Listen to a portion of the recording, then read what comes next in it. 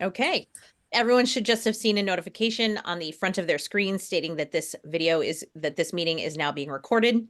This is the Wednesday, December 20th Planning and Zoning meeting for the Jeffreys Point Neighborhood Association. A reminder that you do not have to have your camera on for this meeting. You do not have to display your name. You are welcome to remain anonymous and submit information through the chat. That is at your discretion. Although this video is hosted on YouTube, it is only available on our website, www.jeffreyspoint.org. We do have simultaneous translation this evening being offered by Magdalena Ayed. I'm going to wave at her. There she goes. She's waving right now. If you would like to take advantage of translation, please look at the bottom of your screen on the menu, and you'll see something that looks like a globe, like a circle, and that says interpretation underneath it. If you click on that once and choose Espanol, Spanish, I'm giving Magdalena a second to catch up, you will be able to hear this meeting being simultaneously translated into Spanish. I will remind people as we go through that because we have interpretation this evening, we do want to go at a measured pace so that Magdalena can keep up with us. Although we have one project this evening, we are going to have two presentations. They are both relating to 200 Everett Street. One is going to be presented by attorney Richard Lynds. And this is owned by developer. And the name of this developer is 200 Everett Street, LLC. And then we will have a presentation by a direct abutter, Brian Gannon. A reminder that during Richard Lynds' presentation, if you want to submit questions through the chat, you are welcome to do so. You may submit questions in English or Spanish. We will share them with Magdalena and have her read them aloud. And then we will have the opportunity for questions at the end with Richard, and then we will have the presentation by Brian, and then have the opportunity to ask questions as well. We do have a question if the owner or developer of the property is here this evening. I don't know, but Attorney Lynds may introduce them as we start. Okay, I see we're being joined by a few more people. That is excellent. My name is Margaret, and I am the co-chair of the Jeffreys Point Neighborhood Association. Carolina, do you want to introduce yourself? Hi there, I'm Carolina Torbeth, and I am the vice chair of the JPNA. I'm Josh Schmidt. I am the secretary of the JPNA and taking notes, obviously. All right, Margaret. Before we started this evening, Josh shared that he is not Zoom worthy, and so would be keeping his camera off, which begs the question, what qualifies as not Zoom worthy, but we'll let that go. Before we start, I just do have like one last quick reminder, and then we'll start off with Attorney Lynds as his presentation. Just a reminder that this is meant to be a productive meeting. And what does that mean? It means that it is meant to be a conversation. It is meant that any kind of behavior that would be construed as harassment, as threatening, as inappropriate, any inappropriate language means that you will be cut off and asked to leave the meeting. Just a reminder that our goal here is to help a developer put together a project that is both beneficial for the neighborhood and for them financially viable, which is what they want.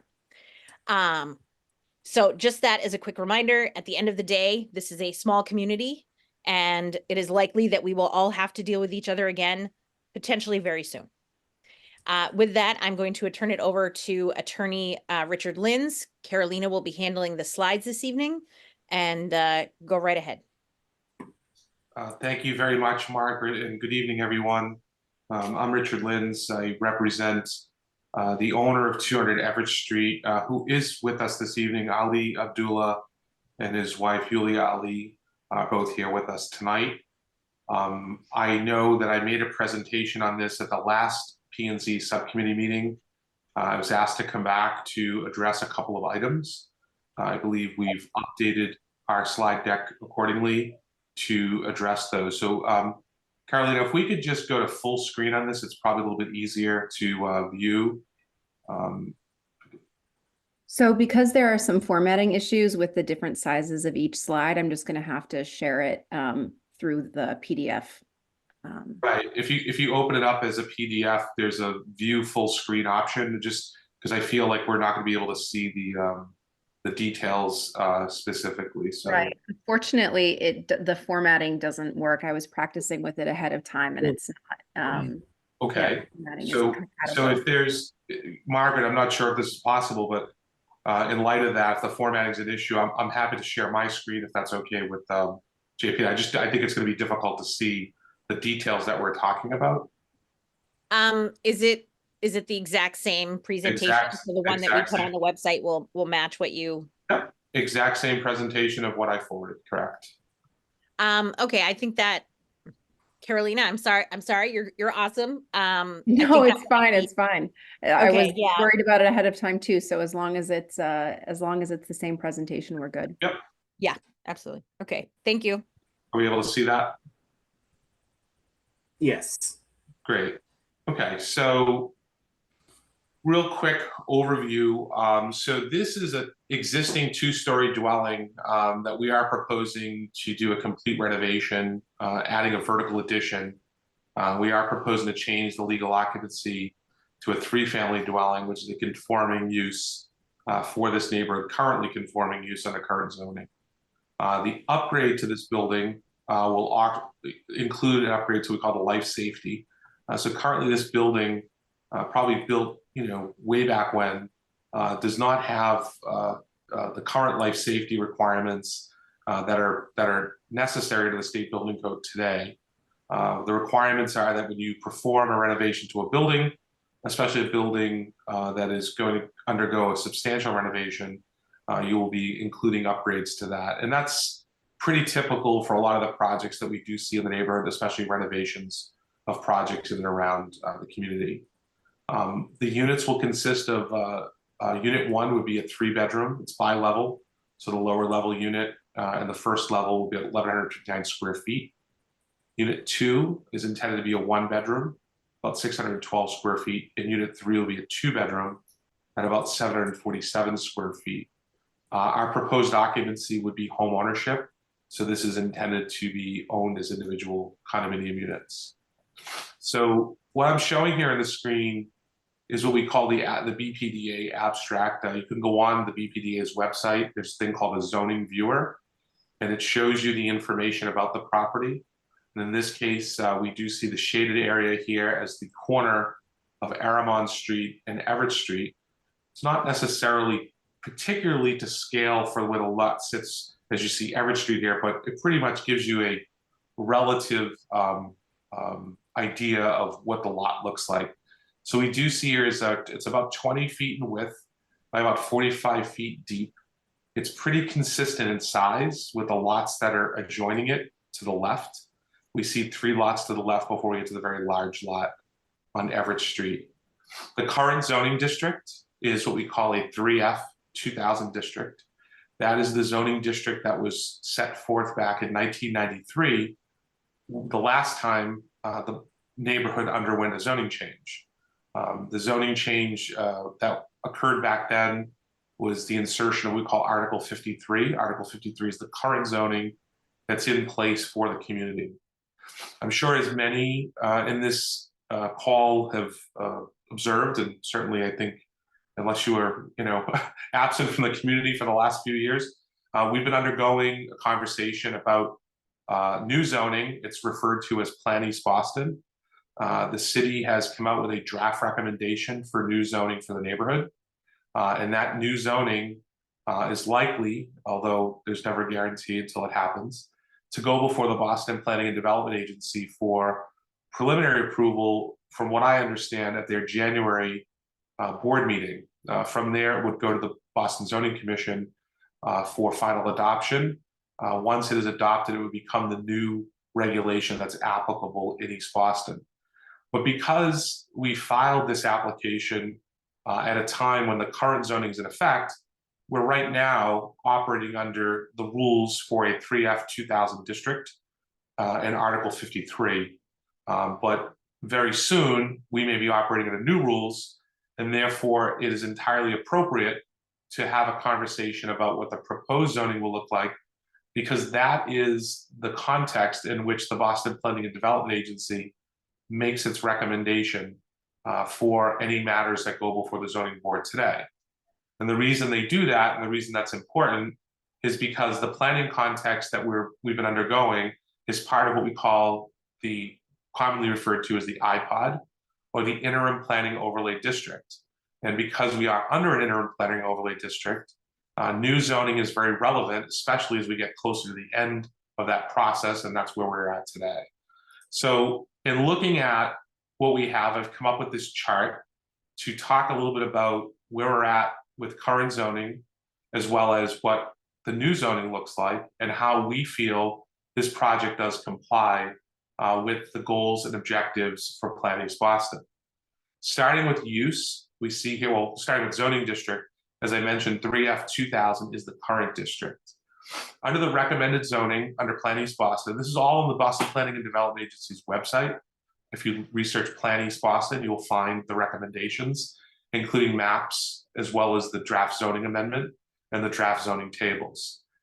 For Plan East Boston, this is called what we refer to as EBR3. That is a new zoning district that will replace the 3F 2000. When we look at what we have here in the first column, this is the project that we're proposing. So starting with use, we're proposing a 3-family dwelling. So an addition of 2 units to the current single-family home. The law, or the code under the current zoning, allows a 3-family.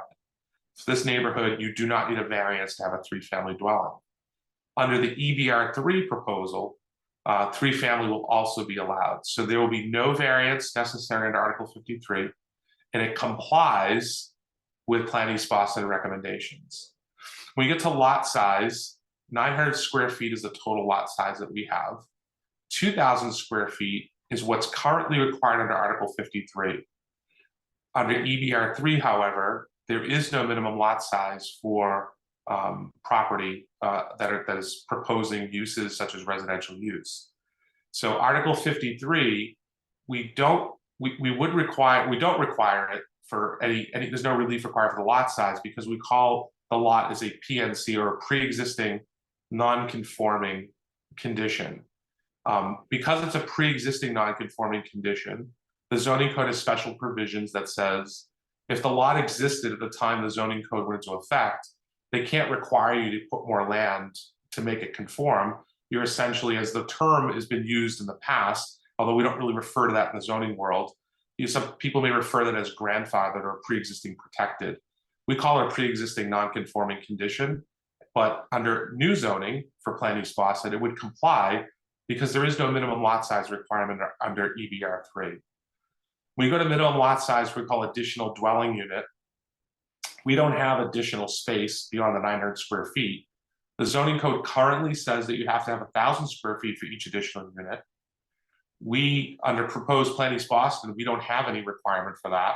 So while a variance would be necessary for this project under current zoning, under new zoning, it would comply. So additional units in the EBR3 do not require additional land area, unlike how it's currently organized under Article 53. For minimum side yard, we have a 0-foot condition right now. We have no side yard setback on either the left or right side of our building. The left side of our building is attached to the building to our immediate left, and the right side of our building is the boundary of Aramon Street. The zoning code says you do not require a side yard in such condition, so therefore there is no requirement under Article 53. The same will apply under EBR3. When your building is attached, you don't require a side yard, and when your building borders a public way, you don't require a side yard. So in each instance, we don't require relief for the side yards for this proposed project. The front yard, there's an existing condition now. The front yard is set back at the property line, and we call that a modal setback. Modal setback is basically the average setback of buildings along that side of the street. If you were to walk by this building, and I'll show you in the photos in a moment, we would see that the modal setback is a pretty consistent setback for the homes on that side of Everett Street. EBR3 will recognize modal setback as well, because the city wants to try to align buildings as best they can along a block. There is a front yard requirement setback under EBR3, which is a minimum of 2, but a maximum of 5 feet. However, the modal setback would override any front yard setback. So while no relief would be required under Article 53, we also don't have relief under EBR3 because, again, this would be a pre-existing non-conforming condition to the extent that any setback was imposed under new zoning. When we get to the rear yard, we have a proposed condition of 8.1 feet from the back of our building. There's an existing rear deck on the back of the building. However, we're measuring to the building itself. 10 feet is the minimum setback that's required currently for any new building that's being proposed. However, under new zoning, we have 15-foot requirement because this new zoning says you have to have 1/3 of your lot depth to be the amount of the setback necessary for rear yard. So in this case, we would look at the current condition of the rear yard setback, which I said is 8.1 feet, and then the new zoning proposed at 15 feet. We would not have any zoning relief necessary under current zoning, because again, that would also be a pre-existing non-conforming condition. But when we look at new zoning, the new zoning also says we would not require, it's a pre-existing non-conforming condition as well. When new zoning is into effect, most new zoning codes also put provisions in for existing non-conformities. And in this case, if you want to go look it up, you can look up proposed section 53.32A. And that talks about these conditions where we have existing buildings that aren't likely to conform. There'll be a lot of situations throughout the neighborhood where we have this, where the condition itself would not conform to new zoning. Well, because that condition will exist on the day the new zoning amendment is enacted, it would automatically become a pre-existing non-conforming condition, and section 5332A deals with that under new zoning. So that would also be a conforming condition or allowable condition when new zoning is enacted. Minimum usable open space. Right now, based upon the amount of open space that we have in the back of the property, we have about 162 square feet of usable open space. Under current zoning, Article 53 says you have to have 900 square feet because it's 300 square feet per unit. EBR3, however, says we only need 225 square feet because the percentage of the lot is what counts for open space, not necessarily a square footage per unit. And in this case, we would need a variance under current zoning. However, this would be, again, a non-conforming condition because there is no zoning requirement under EBR3 that says you have to have a certain amount of open space per unit. That goes away under new zoning. That would only be under current zoning. New zoning says you just have to have a certain amount of open space on your lot. And it doesn't matter if you have 1 unit or 6 units, it just has to be a certain amount. Well, because we'd never be able to meet that, once the new zoning would be adopted, this building would become non-conforming for purposes of the lot coverage and open space. And therefore, that's covered in a proposed section 53.30, subsection 1. When we look at the floor to area ratio, our proposed condition, and that is the amount of square footage that we have in relationship to the amount of floor, area that we have for a lot. And in this case, we would have a ratio of 3.43.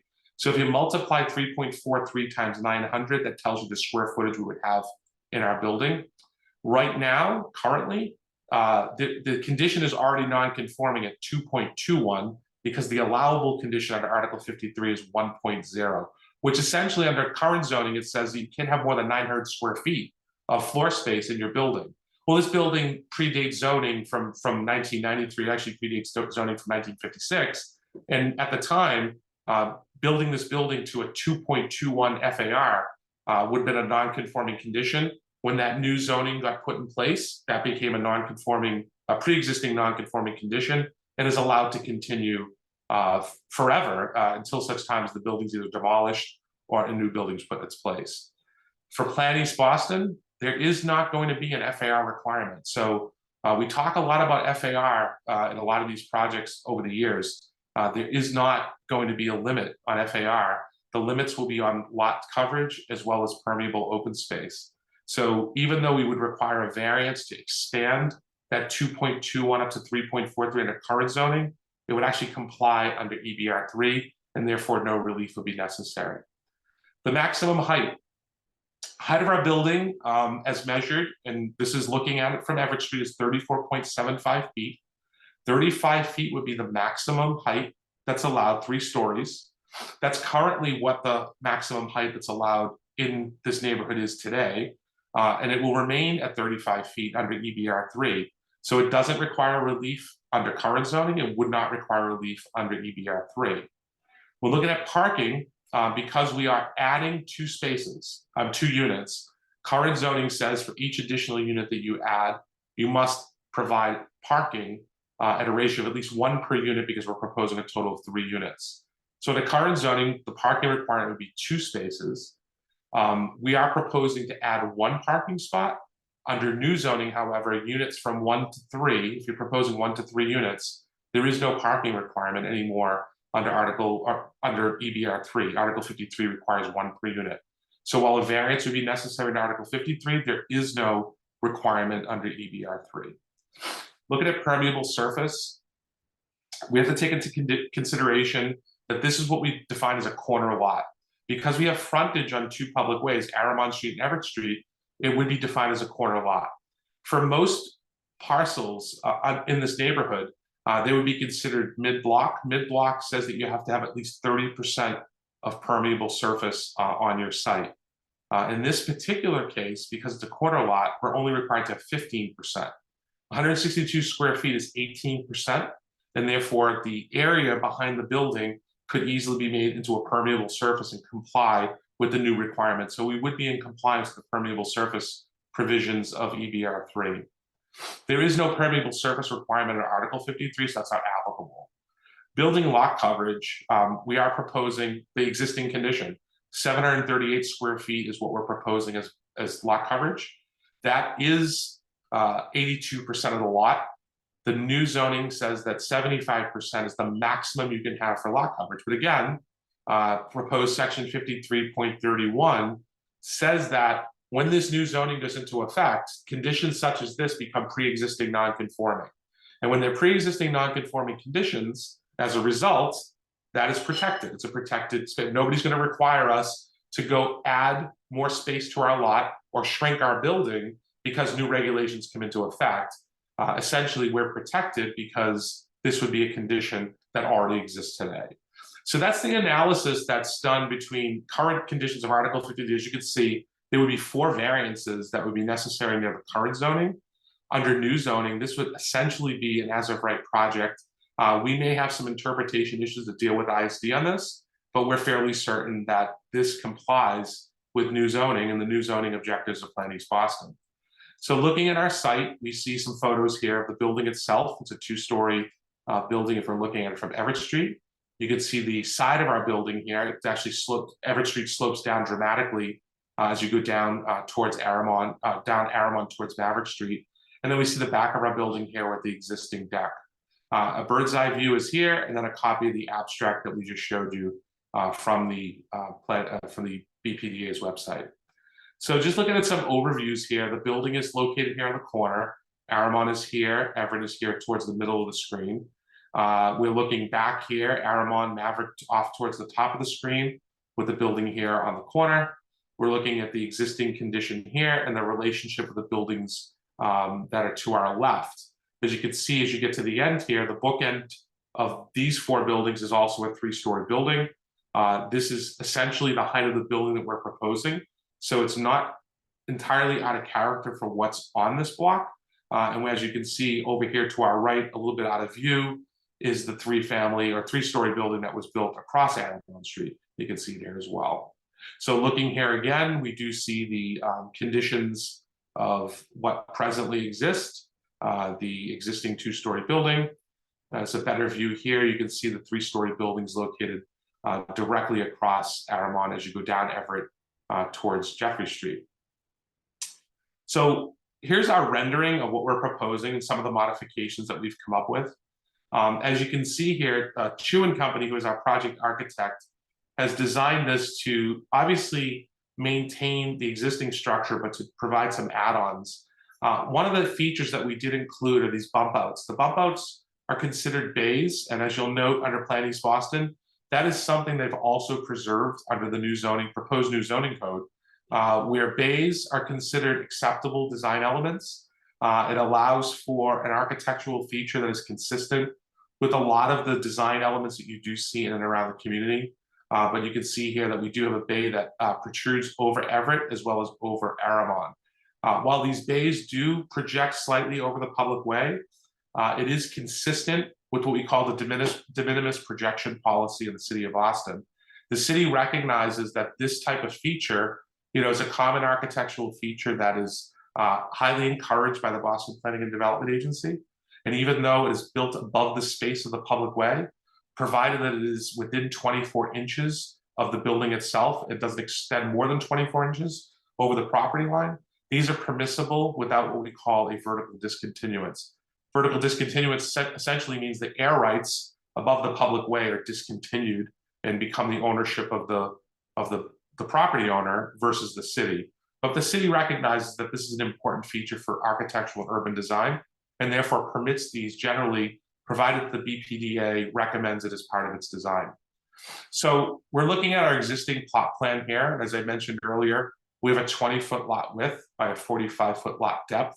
You see the existing outline of the deck here and the existing footprint of our building. There is no side yard. These are online, meaning they run to the property line both right to left, and they come all the way to the front of the property on Everett Street. Here's our proposed condition. We do propose a roof deck above the upper level. And I would point out that new zoning under Plan East Boston recognizes that roof decks are an acceptable architectural feature, especially where they do not sit above the height limit of where we're at for proposed heights in the area. Because our building is at 34.75, our roof deck will be built on the roof at a height that would be below 35 feet, and therefore would be an acceptable design element to be included with the with Plan East Boston's recommendations for outdoor space. The roof deck would be exclusive to the upper level unit only. We do propose decks off the back of the building. That is, you'll see those in the elevations in a moment. And we are showing a parking space, 7 by 18, which would be a compact space located behind the building under the deck. Now that's something that we certainly can consider and look at, since we're not going to be required to have that under new zoning, but right now the proposal is to include one parking space. So looking at our existing conditions, we have the layout here of the existing building itself with our basement and our upper level unit. If we look at our existing conditions here, we show the back of our building on the right side, the front of our building on the left. We're just looking at our right side view here as you come down Aramon Street, and then our left side view here. Showing our proposed conditions, we have, as I mentioned, unit 1 would be bi-level. We would have that as a condition where we would have livable space at the lower level. We've already determined that we're not within the base flood elevation, and therefore habitable space at the lower level is acceptable, especially based on the grade difference between Everett Street and the back of the property. Unit 1 would have a main living space on the first level, which would be accessed at the Everett Street grade. Unit 2, as I said, is about a 612 square foot unit. That would be on the second level, and our third level would be unit 3 at about 747 square feet.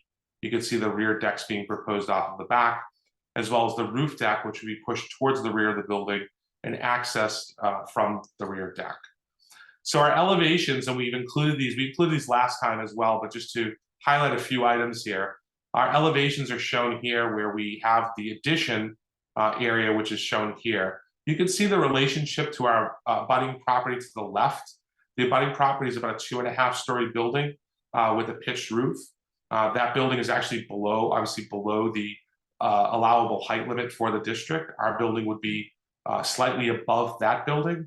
However, it would be consistent with the height limits that currently are allowed under zoning as well as under new zoning. In showing the side of our building, you can see the right side elevation with the rear decks off of the back, the upper level roof deck, and then obviously the windows and bump outs that we're proposing as part of those architectural details.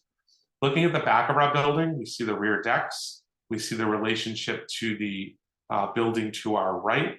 We've also incorporated an outline of the building to our left, which is across Aramon Street, and you can see the relative height of both buildings. We have our building roughly in the same alignment with the height for the building across Aramon.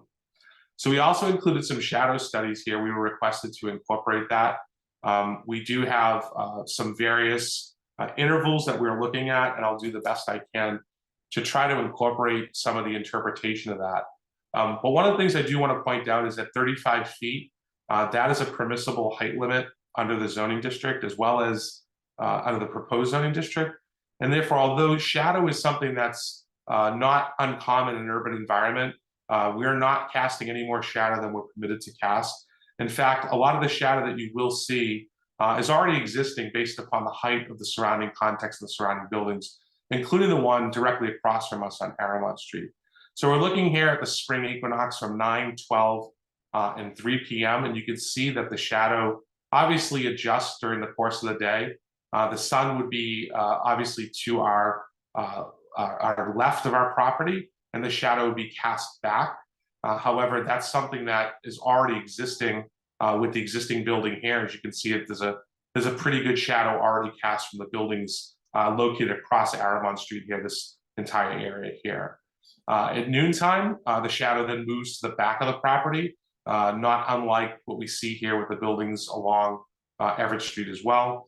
And in the afternoon, where the sun is more towards the front of our buildings, the shadows being cast to the back and to the right. If we look at summer, again, not much different than what we see in the morning from the spring.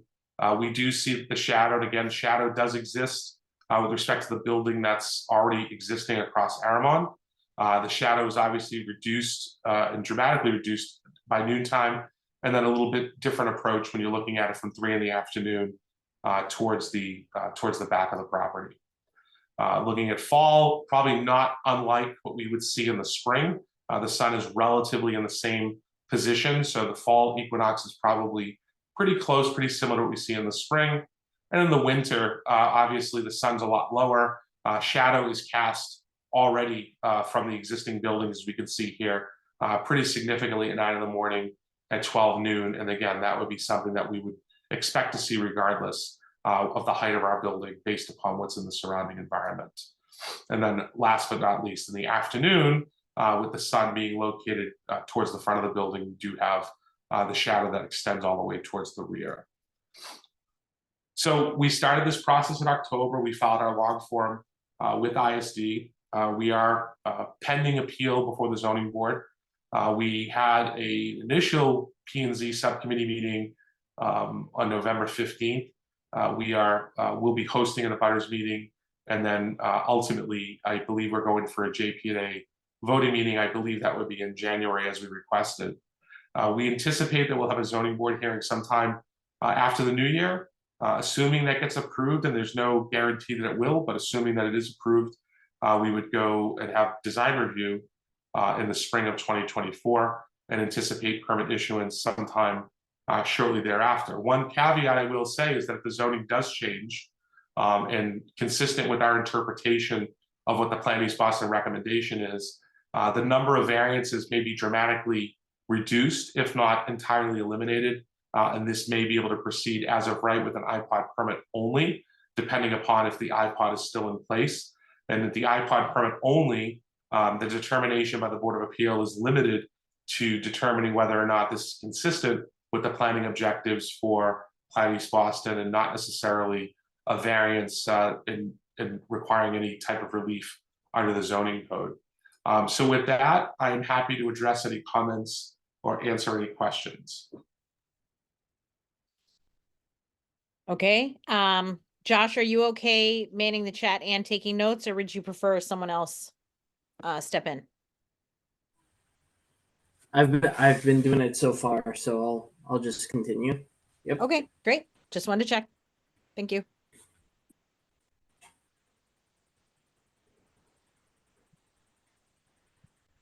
Do we have any questions in the chat or?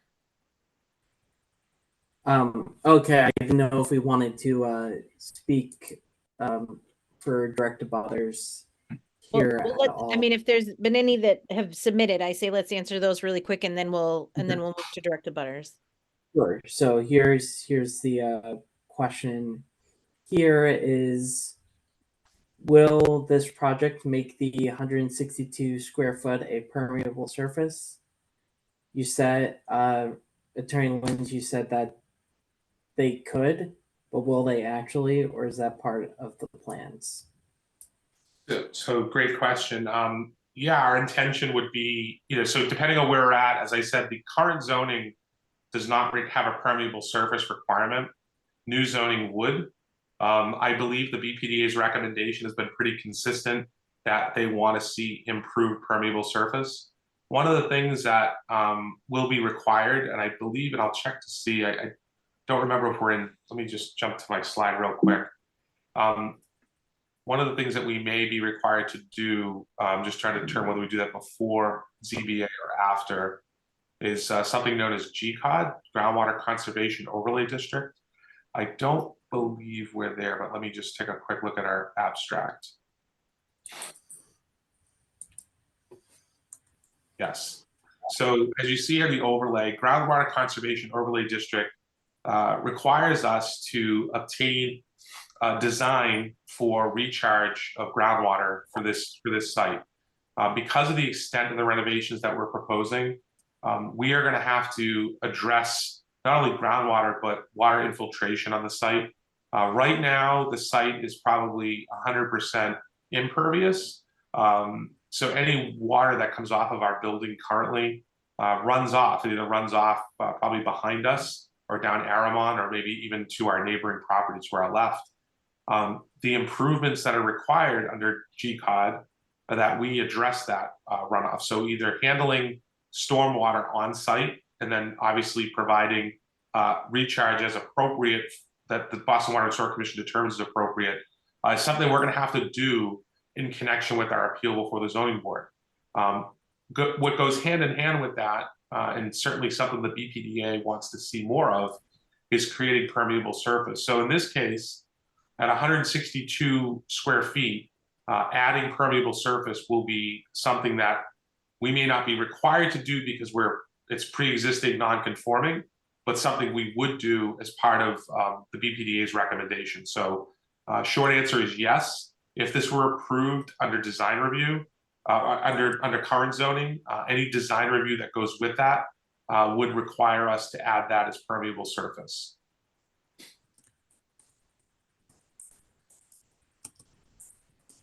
Okay, thank you. The next question will be related to the overhang of the sidewalk. So what is the height of that overhang over the sidewalk on Everett Street? And the question also wanted to comment, we had another project on Aramon Street that built their overhang so low as to be a bit of a hazard. Yeah.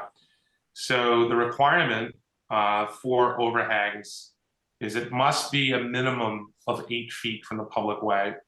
This elevation illustrates the height is the lowest height is at about a little over 12 feet.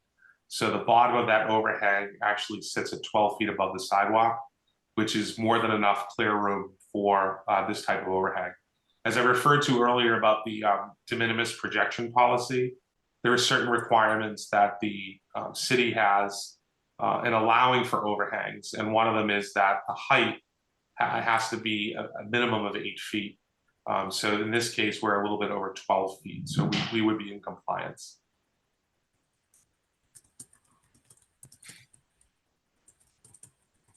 Okay, that is the extent of the questions that are in the chat for right now. So I didn't know if we wanted to move to abutters. Yep. Yeah, if we could move to abutters. I know that we have a number of abutters on this call. If you could raise your hand if you're an abutter and have a question, and we will call on you and ask you to go off mute, that would be great. Don't all do it at once. Please be patient with us. Do you mind okay. stop sharing your screen, please? I'm sorry. Do you mind stopping to share your screen, please? Are there certain questions? Are there going to be certain questions? Yeah, we're about to call on somebody, but I think that we can always open the screen back up if Sure. we need to. So okay, so Brian, you have your hand up. You want to go first?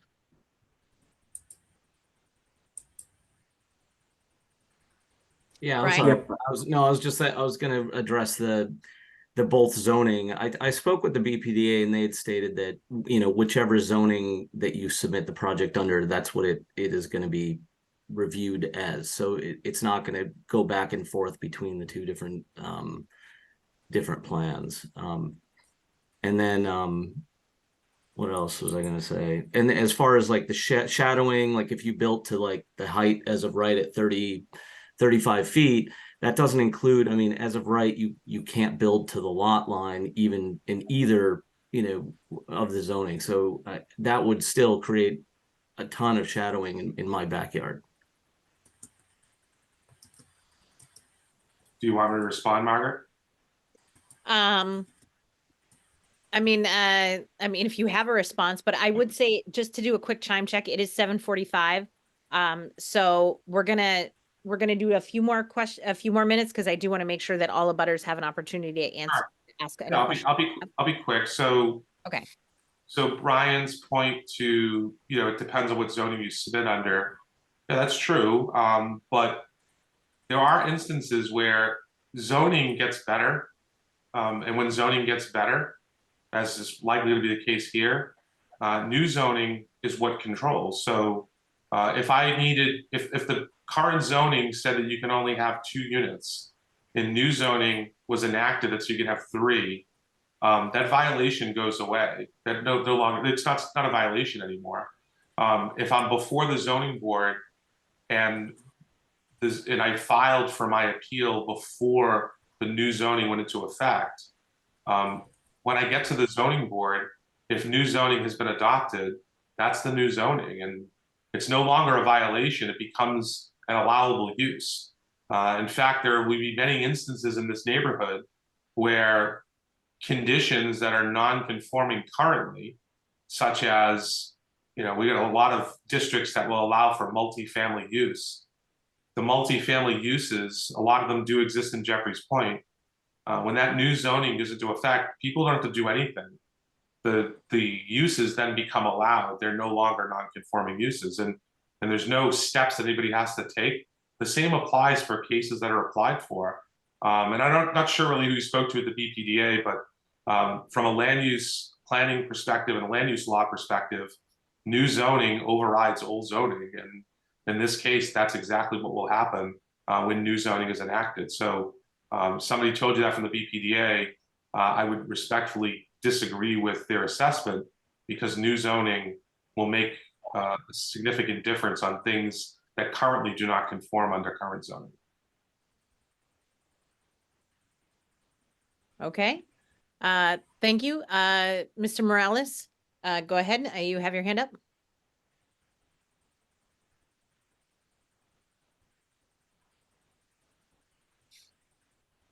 Sorry, I was trying to unmute. I was in my phone.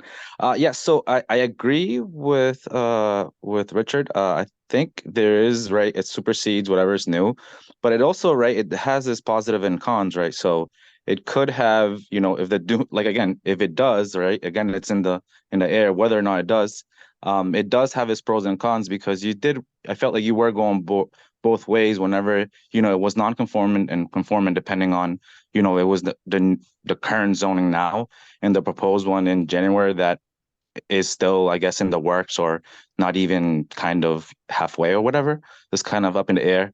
So in reality, you do have to look at both, right? Because one could, you said, supersede whatever the old one was, but that necessarily, I don't feel like it would be like all positive. Like I feel like there would be some controls, and then zoning wouldn't just kind of be like, yeah, just start building on certain things, kind of make the limits higher or whatever the case is. In this case, especially like I don't know, I guess the shadow part itself, I guess would be for Brian. I said like he is like right next to me too as well. So Yeah, thank you for your comment, Mr. Morales. And let me just point out, I'm not going back and forth. I was asked specifically to provide the comparison. That's the reason we're here tonight.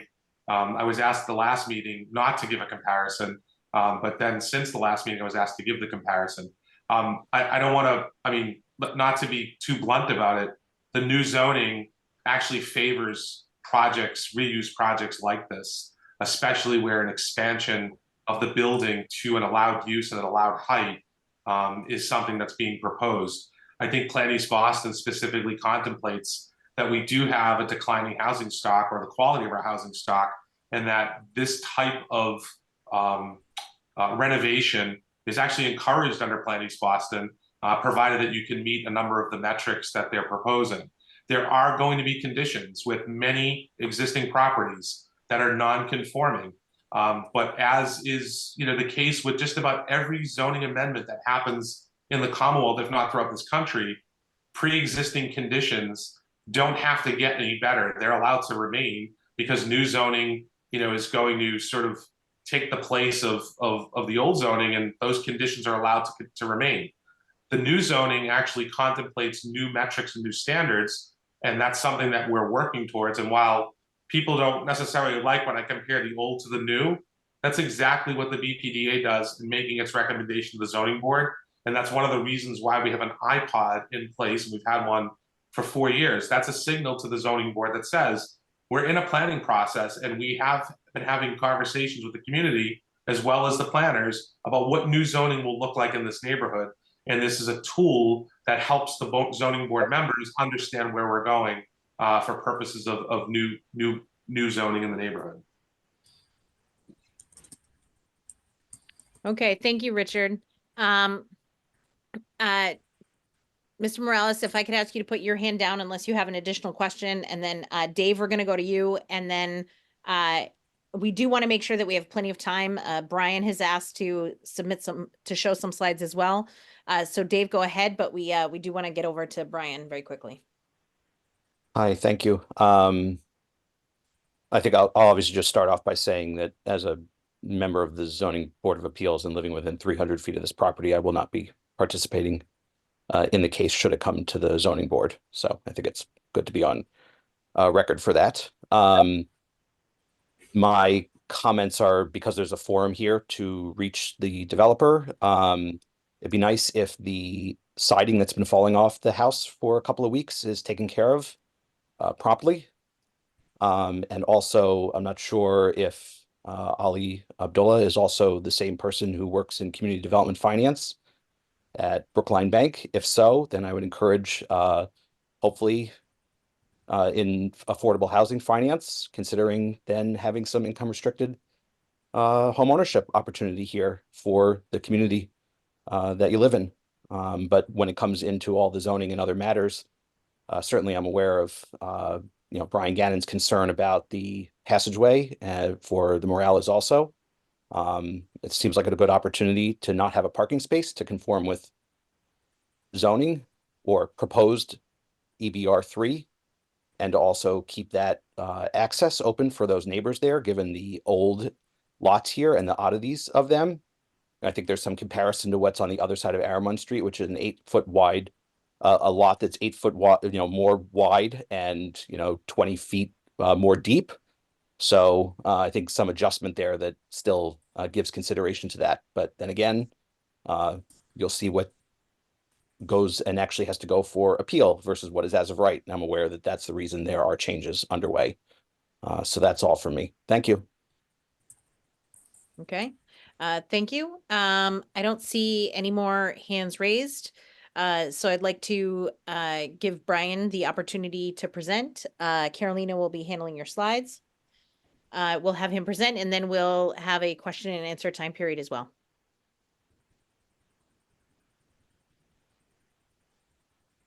Mute. There we go. Hey guys. No, I just want to thank you for allowing me to present, because I really appreciate the opportunity to share how these variances, if approved or if the community approves it, how they're going to impact my property.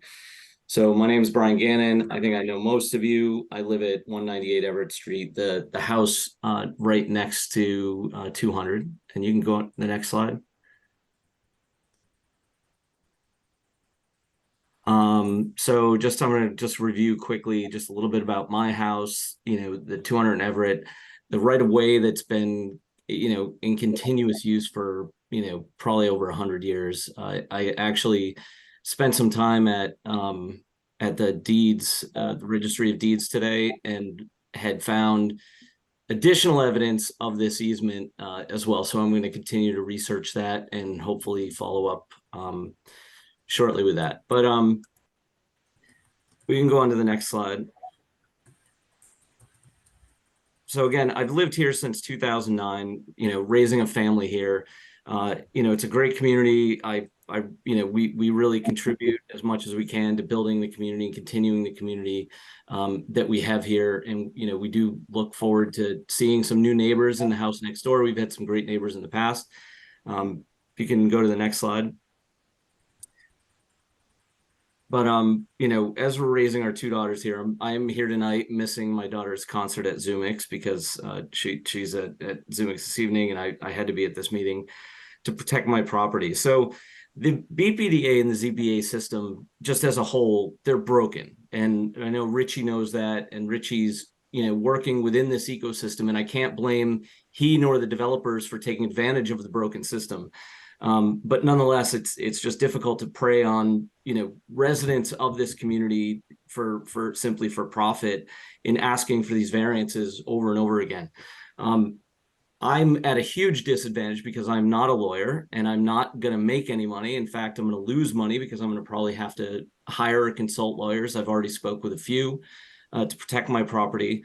And this ecosystem allows folks, developers and their lawyers that have, connections at ISD, connections with, they donate to our local electeds, and it makes it just a huge disadvantage to us as a resident. And the zoning, according to the zoning, the only thing that could stand in that lot as of right next door is a single family house. It is in a 3F, 2000 zoning district. However, that district is restricted by the the specifics of of things that are required in order to build that building. And this lot at 900 square feet meets none of those requirements. So again, there's a broken planning system. I may have to spend a fortune to protect my property, but I'm willing to do so. This is my home. But I just hope that some folks in the community can write letters to help me in this. And I plan on campaigning on this to identify other folks that can help me make sure that we can get this to a reasonably sized development that can really accommodate, the developer, but also, neighbors like myself. So you can go to the next slide. So these are the renderings that Richie had just shown. And I know this property to the right that has been addressed as the model for this property is on a much larger lot. Even just the street frontage is 8 feet larger than the lot that this development is proposed on. In addition to that, it goes, I forget how far much deeper, but it does go much deeper into the lot than this property has. So it's just a much larger lot that they're proposing to model this development on, and it's just too much. It's too crowded.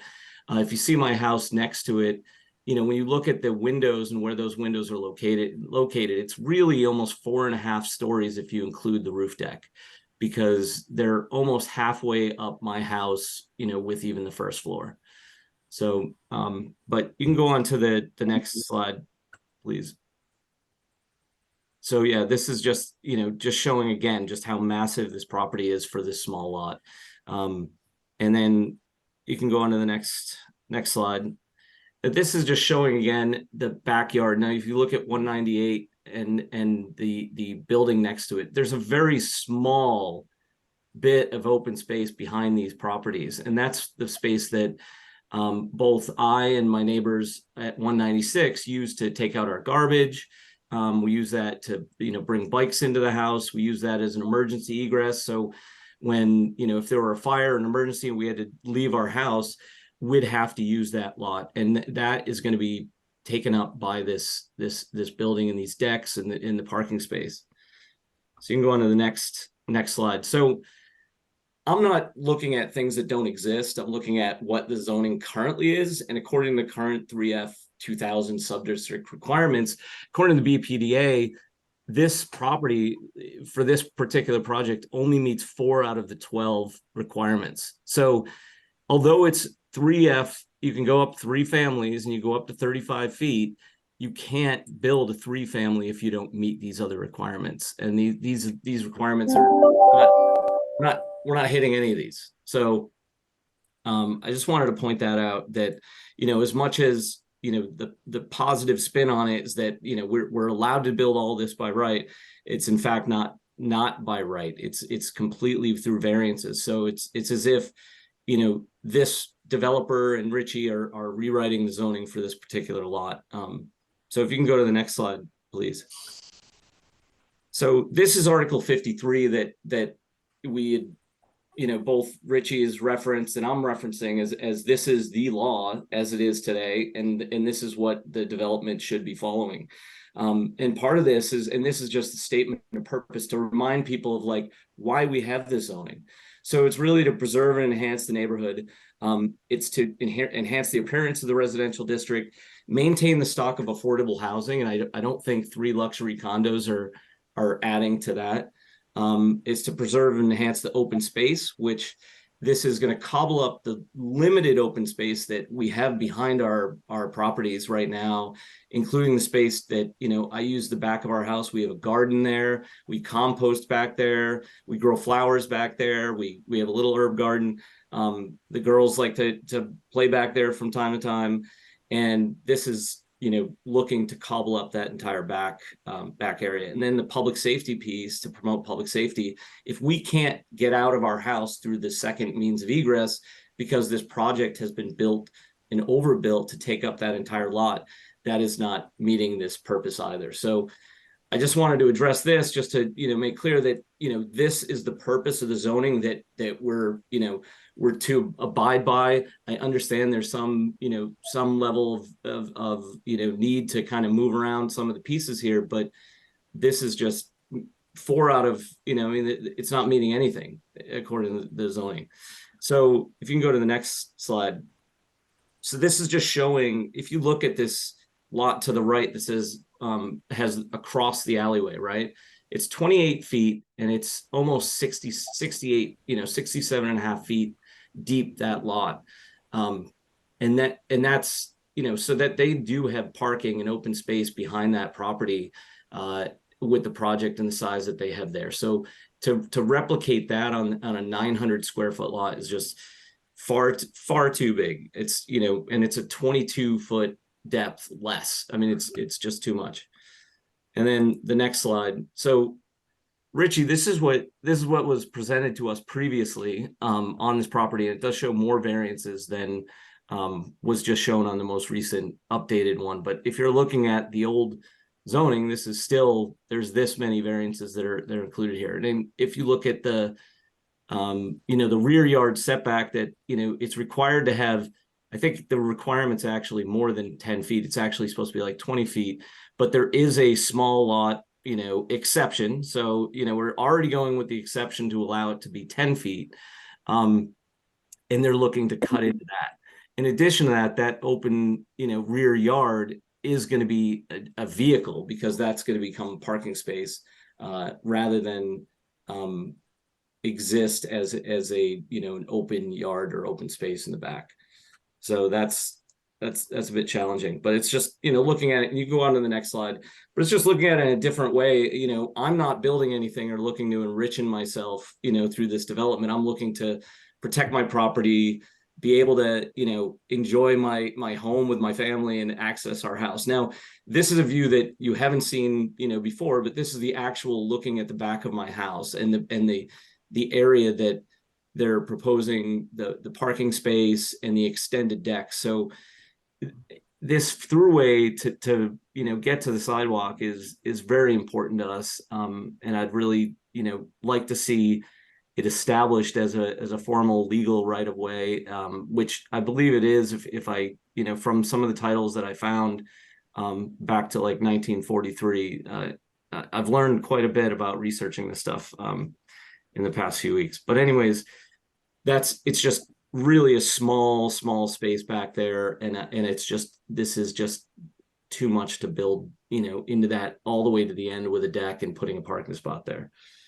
So if you go to the next slide, it's just another view looking at the front of my house and looking at the how these two houses sit today. And then if you go to the next one, the next slide, this is a view from my back patio, my back area looking across.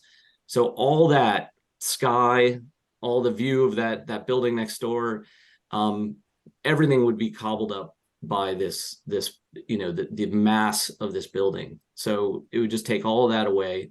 I would have no way to get our garbage out, get bikes into the basement because we're a cycling family. It's just too much to bear. And when you buy a house like this, you look at the zoning, what can and can't be built next to you, yet the city just pushes through these variances that through folks like this development. So it's just frustrating, and it's hard that I need to spend this time gathering together all my neighbors and stuff to have them spend hours on a Zoom call with the ZBA and stuff to stand up to this and make sure that we can protect our property. And then there's you can go on to the next slide. These are just a couple more slides showing that narrow space that is going to be cobbled up. And then you can go to the next slide too, just showing another view of that. So these are just some of the views of this back area that weren't shown, and I know it looks deceiving that it's not that there's plenty of room in the back to go back and build that giant property. So, and then you can go on to the next one, and this is just showing again from the you can go to the next one. Sorry. Yeah, this is just showing this tiny spot that we have access to. And then if you go to the next slide, so this is actually from the title from 196, which was where there shows that there is an easement in this deed. This is Herbie and Josue's house. This is also additionally on my title historically, so I found it in the past. I need to still pull that together before our next meeting. But so there was a right of way here, and I know Richie had said, well, it says to Everett Street. It doesn't say to Union Street, but Union Street, which is currently, what is that? Airmont Street, it's that road wasn't always there. So there is a right of way to get to Everett Street, and I think I can show that it is through 200. So anyways, you can go to the next slide, and that's my contact info. Like if you want to help me out, if you want to write a letter to help me preserve our house, I'd really appreciate it. But that's all I have, and I threw this together quickly, but thanks for listening. I just really appreciate the opportunity to kind of share where the impacts are going to be, and just how this project is just too large for what what can fit in that lot. And what I'm looking for is I'd like to see a bit of a smaller project. I'd like to see that easement in the back as a right of way, permanently legal right of way, so that we can continue to go use our emergency egress and access the house. So those are the things that I'm hoping to see. And I think 3 units next door where there's currently a single family it's just too large. I think a 2-family would probably be the biggest that you should be able to go there. Those units are very small. So Okay, thank you, Brian. I do want to do a quick time check that it's 8:08. I'm going to check with Josh to see if there are questions in the chat, and then we'll open it up to individuals who would like to ask questions as well. Josh, do you see anything in the chat? I do not. I see, a hand clapping. Congratulations for Brian's presentation. So Okay. If people could, because this is such a small group, we will start with the butters, but then we will open it up to others who have questions. Please raise your hand or use the raise hand emoji if you would. Richard, we're gonna start with the butters, but we will get you. I represented the butter. I represent the butter. I know, but like if they would like to ask a question, I want to give them a chance first. I see people shaking their hands, but I don't see them using the raise hand function. So I want to give it like 10 seconds. And if I don't see any, which I don't at this time, then Richard, go ahead.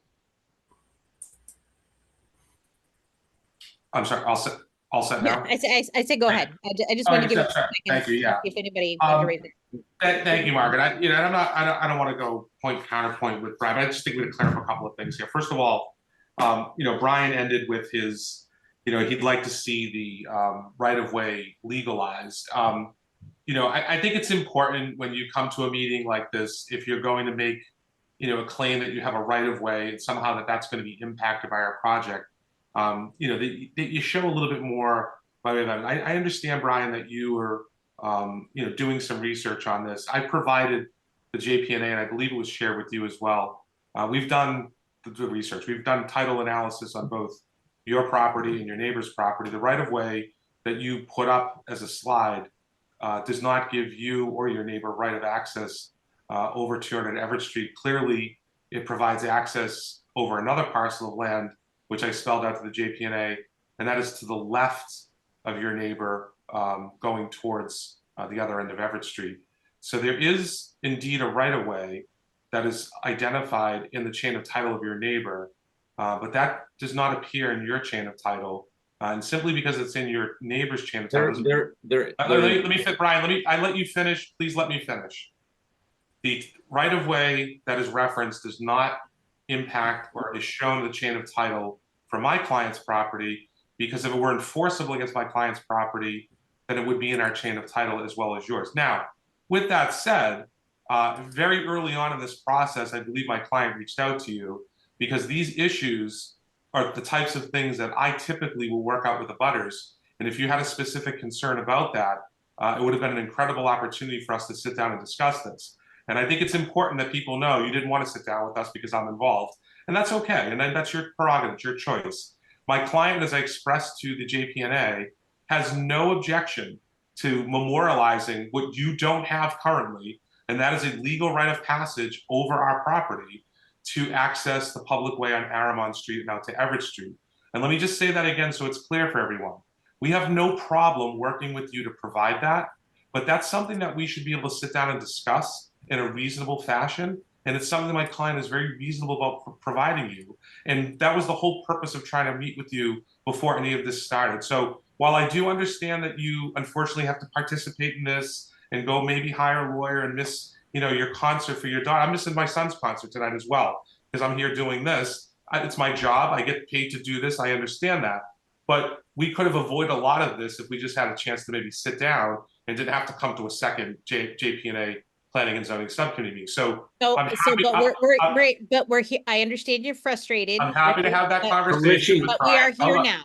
The other point I'd like you both to make. to stop talking. Thank you very much. We're gonna stop. We're gonna stop talking at this moment because we're gonna do a little bit of a reset. Hold on. There's a few other items I wanted to review that Brian had brought up. There's a quick question I'd like to just say that based on the when you reached out about things, I do not have representation. I know that your developers do have representation. So I've been working on getting myself representation so that I can make informed decisions on what and how I should negotiate with you. So I don't want to meet with you without my own representation or having all the facts. So I wish you said that because it was more of you weren't meeting with us. It was a dead no to my client. So, I meet all the time. And believe me, if I put an agreement in front of you, Brian, I would have every expectation that you'd have counsel review it. And that's something I would certainly suggest and recommend. But to just sit down and talk about the project. And but we're here now. Okay. And it's time so let me just identify a couple of the items. Richard, just a moment. I'm doing a time check that it's 8:14. And one of the most common things that we hear from people is that we need to end on time. So if you wish to address other points, that's fine, but we need to stay focused Yep. on Will making do. this a productive conversation and addressing the Yep. points that have been brought up. Yep, Okay. will do. So there were a number of items that were discussed. First of all, just again, it's clear. I know this is recorded, so I think if people were to watch this, my client is not preying on neighbors. My client is going through a legal process of what is required of every person who owns property that intends to do some type of renovation or work to their property that requires zoning relief. So we're not preying on people. We're going through a process. There's a process that's extremely transparent, and we're doing that. We have a community meeting. This is our second on this. It will be the second of likely 4 meetings plus a public hearing. So nobody's preying on anybody. We have the opportunity to have a conversation, and that's what we're doing. We are not modeling this building after the building that's located, or the building that's located across Aramon Street. In fact, I referenced that building only because it's in close proximity to the building that we're proposing. It doesn't mean we took the plans for that and say this is exactly what we're doing. What we're showing you is context of the neighborhood. I would point out that that building that is located directly across Aramon is actually less compliant, not only with current zoning, but with proposed new zoning. We're actually more compliant with proposed new zoning than that building that exists across the street. So while we're not modeling after it, it's certainly a good example of context for the area. With respect to open space in the back of the property, yes, it is very relevant to show what open space requirements will be under new zoning.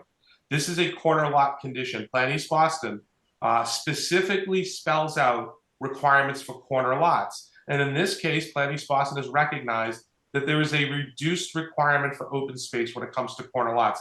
And in this case, it's 15% of the lot size. It doesn't matter if you have 10,000 square feet or 1,000 square feet, 15% is the requirement. And therefore, that is something that we feel that is consistent with new zoning, what was being proposed.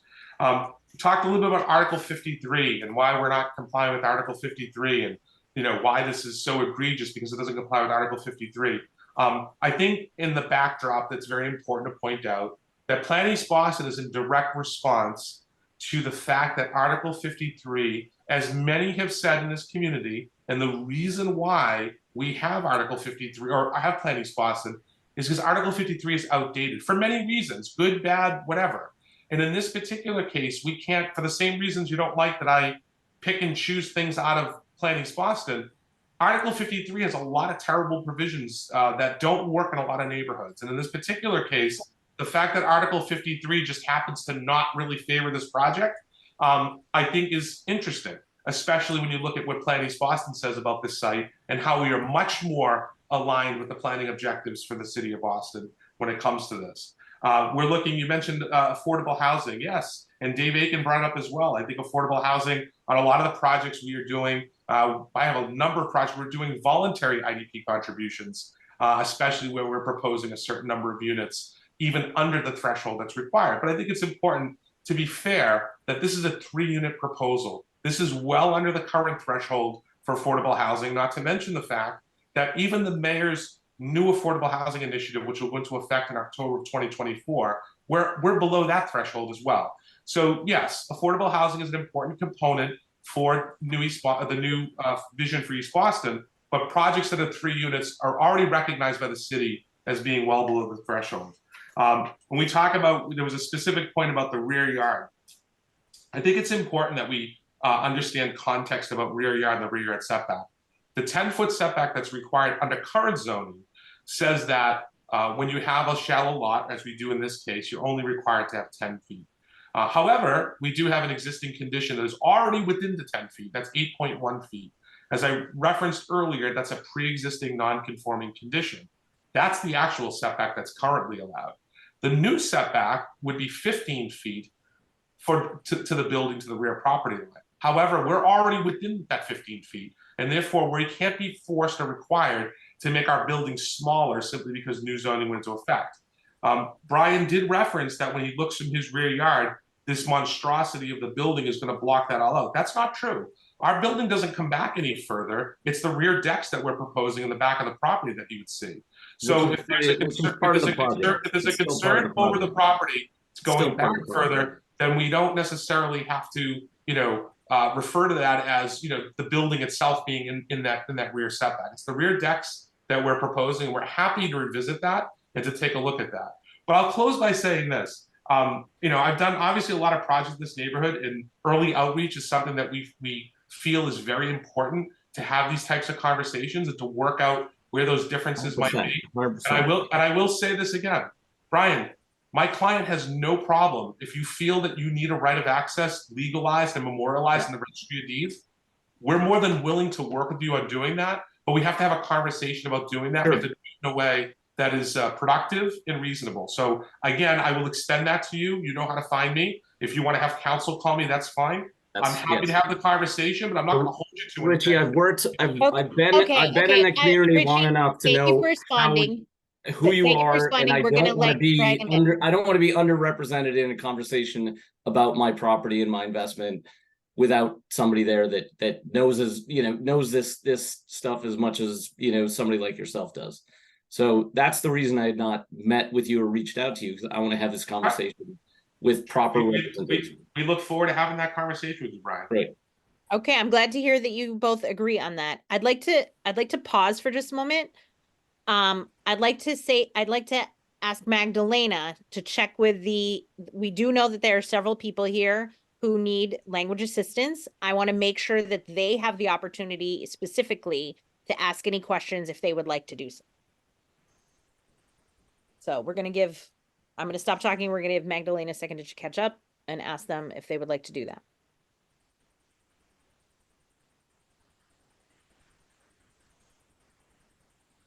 If they're interested, they can either use the hand raise function, they can turn on their camera, whatever they're most comfortable with, but it's important we make sure everyone is included here.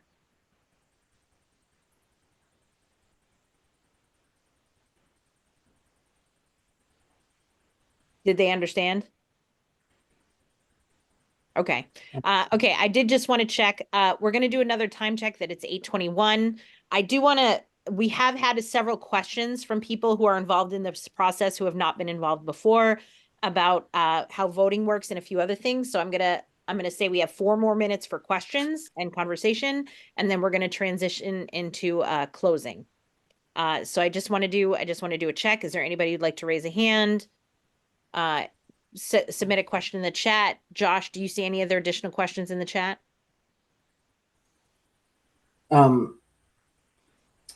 Not any related to the project. No, I thought Airbay was need to ask a question, but I haven't heard anything yet to that effect.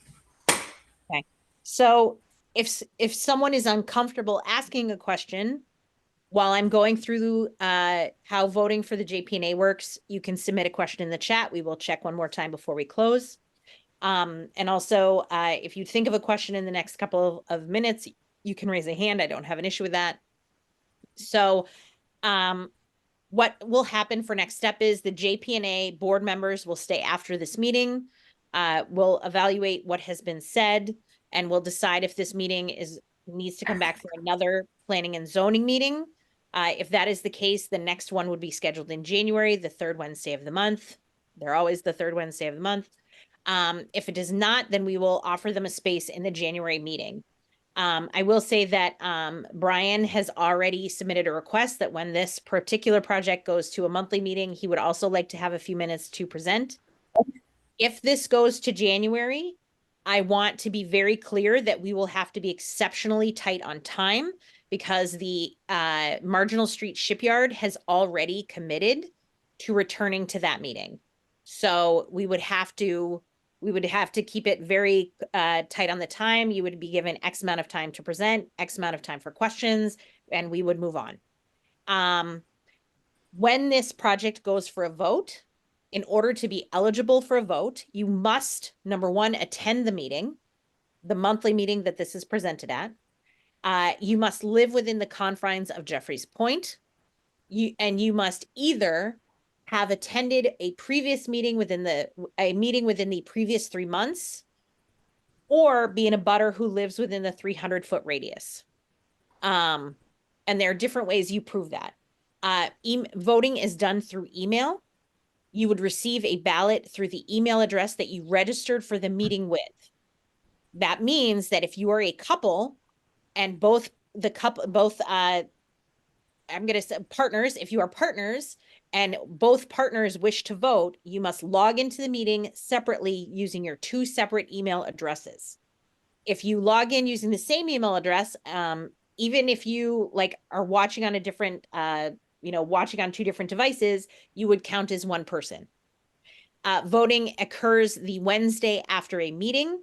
It opens the Wednesday after a meeting, pardon me, and closes the Friday after the meeting at 5 p.m. There are no exceptions. Of course, they call now 3 minutes before we're going to be done. So there are no exceptions to that. If people do not receive a ballot and believe that they are eligible, 90% of the time it is in their spam folder. Sometimes people believe they're eligible and they are not. If you are interested in attending a meeting and are concerned about ensuring that you are seen as an abutter or eligible to vote, you are welcome to email us at board@jeffreyspoint.org at any time. And also the meeting agenda will reflect whether or not projects are going to be included, and that is posted the week before the meeting, both on our website at www.jeffreyspoint.org, or you can sign up for our email blasts, which occur twice a month and share the agendas for the meetings, and those go out also a week in advance. You are welcome to register for meetings up to a week in advance, but that is not required to attend and participate. I will say we do not normally offer simultaneous translation. We are grateful to Magdalena that she was available this evening.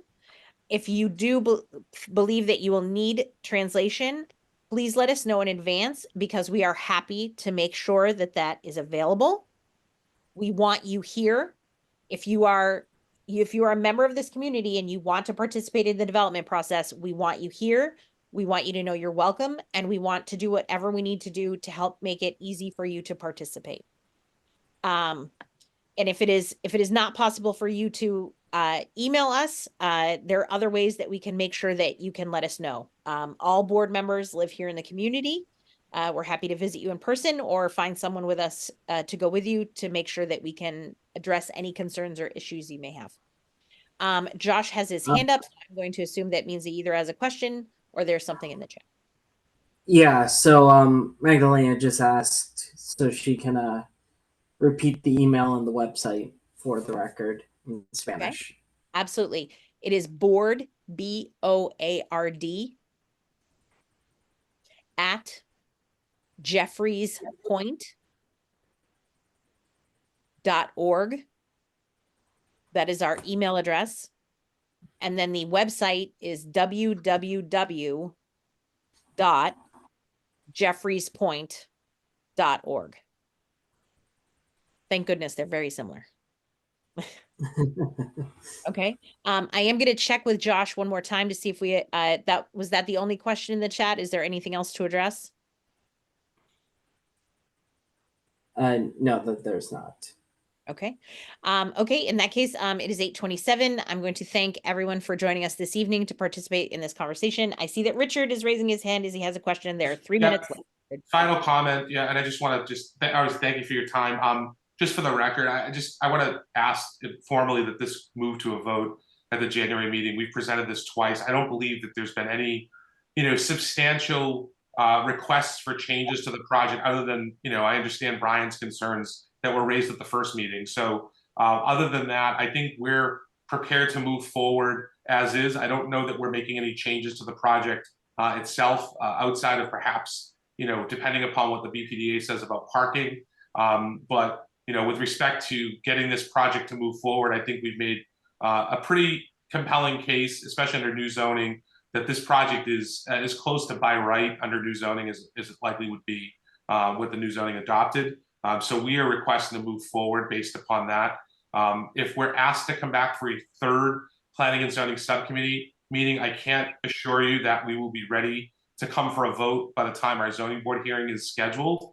And we will not request a deferral from the zoning board if this organization has not had a chance to vote on it yet. So I just want to make that clear on behalf of my clients. while we appreciate you coming here tonight because you weren't voting in December, the cost and expense, obviously, to my client as well, to keep coming back and not really have anything additional to provide, we think would be unreasonable. So therefore, we're requesting a vote at the January meeting. Thank you.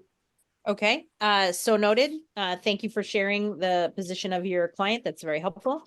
As I mentioned, we will, like the board, it is just our policy that the board convenes for a few minutes after the meeting to give everybody the opportunity to discuss. It is not for me. Like, this is a board of 5 people. We all have the same standing. We may have different titles, but we have the same standing. It's not for me to make a decision in any direction just off the cuff.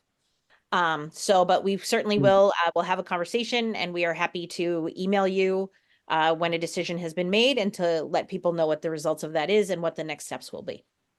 And one final thing, Yulia gave a comment that she's happy to chat to anyone who is interested. If you need to share my info directly, it's yuliaDaniels@gmail.com.